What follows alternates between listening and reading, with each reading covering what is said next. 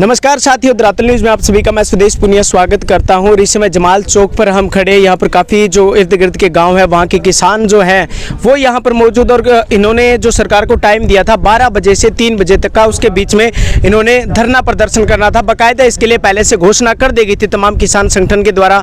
और यहाँ पर पीछे आप मेरे देख सकते हैं कि किस प्रकार से किसानों का जो धरना है वो भी लगातार जारी है। और यहाँ पर काफ़ी जो किसान संगठनों के जो पदाधिकारी जो लोग हैं वो उन्होंने भी संबोधित किया। यहाँ पर सिरसा से निर्दलीय उम्मीदवार रहे गोकुल शेतिया भी पहुंचे हैं। और पूरा का पूरा जो यहाँ पर ऑर्गेनाइजर कमेटी उन्होंने भी संबोधित जो किया है किसानों को, चलिए वो आपको सुनवाते हैं। और गोकुल शेतिया जी क्या कुछ कहते हैं इस मामले में, सरकार के सामने क्या बात रखते हैं, क्या कटाक्ष करते हैं, वो भी चलिए आपको दिखाते हैं। अजय शेतिया जी, सरकार 3 अध्यादेश ले गया। ये किसान पूरे प्रदेश में आज उत्तरी भारत की हम बात करें तो रोड जाम कर रहे हैं 3 घंटे का। आपका क्या कहना है? देखिए, जैसे कि आप लगातार लोगों से सुन रहे हैं कि नारा एक ही है हर तरफ से कि तानाशाह सरकार। तानाशाही उसको ही कहते हैं जो अंग्रेज़ों की तरह लोगों की सुनवाई ना करते हुए कि लोगों की असल मांग क्या है, क्या लोग जो अध्यादेश इन्होंने पास किए हैं उनसे सहमत हैं किसान या नहीं हैं। कम से कम सलाह मशवरा तो करना चाहिए। ये लोग इतने सत्ता के अंदर अपने इनको घमंड हुआ पड़ा है कि पहले तो कभी ये इतने बढ़िया पूर्व बहुमत से तो आए नहीं, ना इनको ज्ञान है, तो इनका दिमाग खराब हुआ पड़ा है। और ये इंसान को इंसान नहीं समझते। अपने ड्राइंग रूम में बैठ के जो ये चर्चा आपस में कर लेते हैं वो लोगों पे थोपने का काम करते हैं। हमारी हिंदुस्तान की, हमारे हरियाणा प्रदेश की जनता इतनी कमज़ोर नहीं है कि जो चीज़ ये थोपेंगे उनको हम अपने आप पे लागू करवा लेंगे, नहीं। और ख़ासकर जो हमारे किसान कौम है ये संघर्ष करने वाली कौम है और इनका घमंड तोड़ के रहेगी और अपने जो हक हैं वो लेकर रहेगी इस सरकार से। एक तरफ जहां सरकार में पिपली में लाठीचार्ज हुआ और प्रदेश के गृह मंत्री हैं वो ये कह रहे हैं कि किसी प्रकार का लाठीचार्ज नहीं हुआ, इसमें आप क्या कहें? देखिए, इनके जो पहले तो प्रदेश अध्यक्ष हैं, ऐसे लोगों को इन्होंने अध्यक्ष बना रखा है जो खुद ही जीत के नहीं आ सके। आपने देखा पिछली बार कितने मंत्री इनके खुद के आ रहे थे और गृह मंत्री इनके कुछ स्टेटमेंट देते हैं, प्रदेशाध्यक्ष इनके कुछ स्टेटमेंट देते हैं। लोगों के सामने वीडियोस और फोटोज वायरल हो रही हैं कि किस तरीके से बुजुर्ग लोगों पे इन लोगों ने लाठीचार्ज करने का काम किया और अब कहते हैं जी लाठीचार्ज ही नहीं हुआ।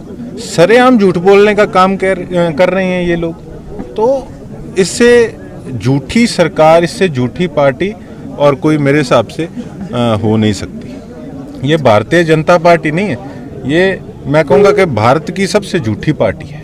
ये तो इतना पता है कि जो सरकार के मेन लोग बैठे हैं वो लोग किसानों की, आड़तियों की, मजदूरों की, मुनीम भाई, ब्रोकर भाई, इन सब की जो मांगे हैं उनको किसी न किसी तरीके से टालने की कोशिश कर रहे हैं और अपनी तानाशाही कभी लाठीचार्ज करवा के कभी कुछ करवा के करने का काम कर रहे हैं। सिरसा के अंदर 2 मंत्री हैं सरकार में, तो उनसे क्या उम्मीद रखते हैं आप?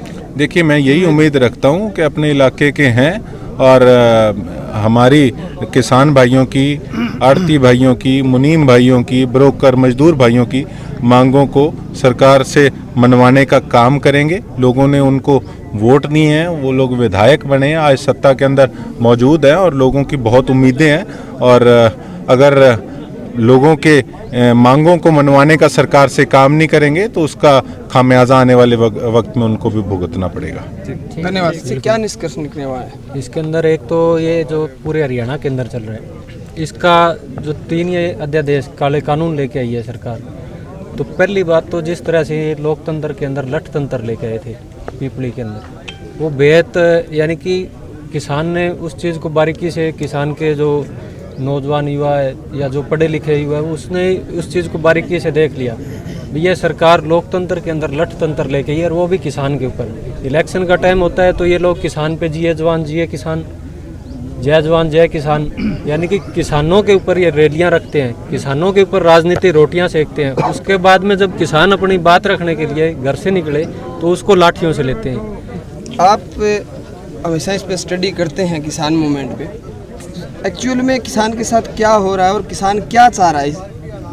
ये एक बड़ी बारीक बदमाशी है और बड़े लेवल की है, क्योंकि एमएसपी जो है वो भारत के अंदर सिर्फ 6% किसानों पर एमएसपी लागू है और 6% इलाके में हरियाणा और पंजाब का जो क्षेत्रफल मानो या उसकी संख्या के हिसाब से वो लगभग 4.5% है और कुछ इलाका राजस्थान का है और थोड़ा सा पश्चिमी यूपी का है।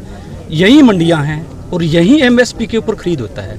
एमएसपी के दायरे के अंदर सेंटर सरकार ने 23 फसलें रखी है।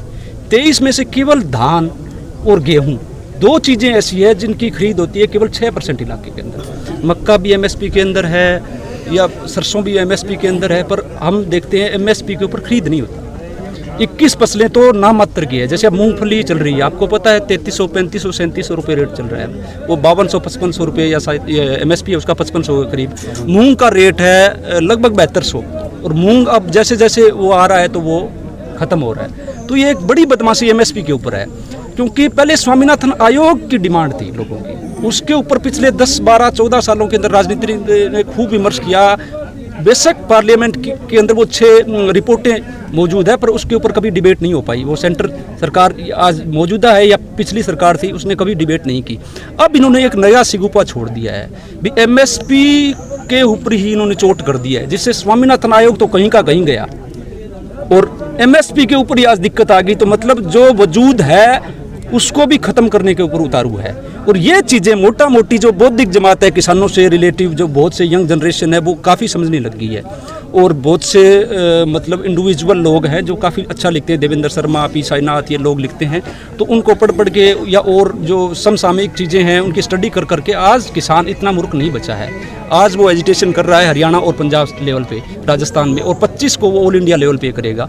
तो किसान ऐसी बात नहीं, जागरूक हो रहा है और पॉलिटिकल लोगों पर प्रेशर आ रहा है। पॉलिटिकल लोग हर जगह पहुँच रहे हैं क्योंकि उनको काम है, वो पब्लिक के नुमाइंदे हैं, तो पब्लिक का जहाँ जमाव डागा पॉलिटिकल लोग पहुँचेंगे और ये उनका हक भी बनता है और जाना जायज़ भी है, ये कहीं से भी नाजायज़ नहीं है।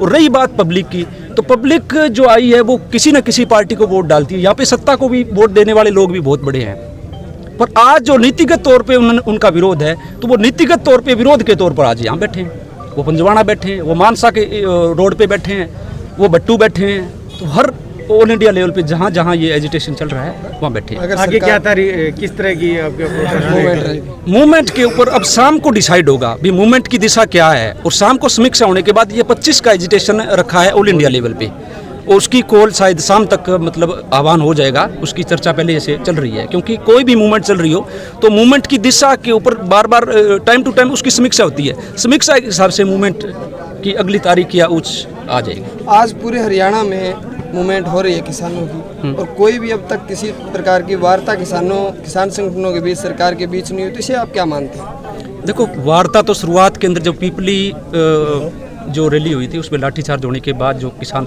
सरकार बैकफुट पे आई, और फौरन से जो प्रदेश बीजेपी अध्यक्ष है उन्होंने अपने मतलब वो अनऑफिशियल काम था, ऑफिशियल नहीं था, वो 3 मेंबर पार्लियामेंट नायब सैनी, धर्मवीर सिंह और ब्रजेंद्र सिंह हिसार MP, उनकी अध्यक्षता वो एक बना दी थी पार्टी बेस पे, ना कि वो ऑफिशियल नहीं था। ऑफिशियल तो कोई मंत्री, वो मेंबर पार्लियामेंट है, वो एक नॉर्मल तरीके उन्होंने मीटिंग रखी वहाँ पे 19 संगठनों के हिसाब से, और वहाँ गए, वहाँ पे कोई वार्ता नहीं। बात यही चली भी इन ऑर्डिनेंस को वापस ले, या ये बात आप निश्चित कर दो भी MSP के ऊपर खरीद से कम खरीद कानूनी जुर्म होगा, ये लाइन लिख दे, हमें कोई आपत्ति नहीं है। मेन बात ये है।